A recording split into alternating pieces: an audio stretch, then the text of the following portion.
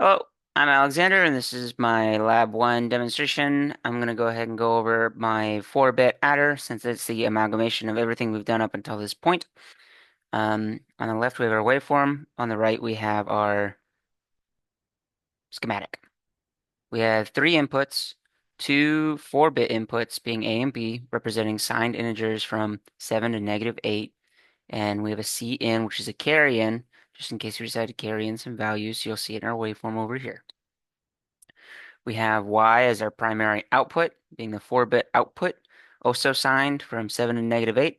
We also have an overflow detection to see if there is an error in our system, such as if we decide to add 7 and 7 together, we would get an overflow error, or if we decide to add -8 and -8 together. Our C out is detect if there's a carry out. One way we could get a carry out is if we add -1 and 1, we wouldn't get an overflow because it's within our range of it is in 0. We can represent it with our integers. Sorry, our binary. We can represent it, but we would get a carry out just due to the nature of the mathematics.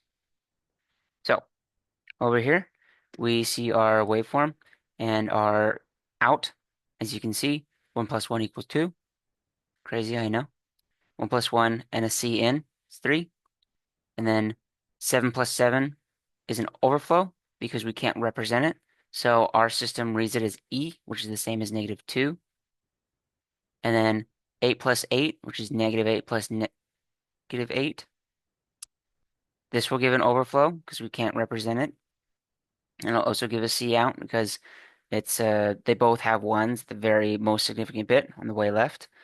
And so it'll come out to 0 because all the ones will cancel out, and the only one is the one on the far left, which you can't represent in 4 bits. So in the 4-bit universe, it's 0. The 5-bit universe, it's 16. But we're not in the 5-bit universe. That's for C out to explore. We have E and F, which is -2 and -1. As you can see, those add up to D, which is -3. Sorry. Yeah, -3. And we get a C out again because they're both negative. And I do have a number of tests here.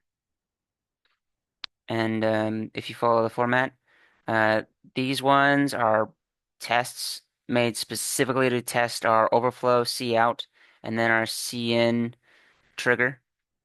See if C in triggers things normally or if there's an issue with it. And these were for fun, just to make sure that it works. These are just simple add and subtract. Shouldn't be anything difficult. But as you can see, 2 plus -3 gives F, which is -1, because I forgot to update that one. But trust me, F is -1.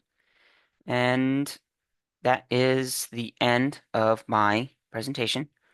This was my full adder 4-bit adder schematic with its associated waveform and its inputs and outputs. Thank you.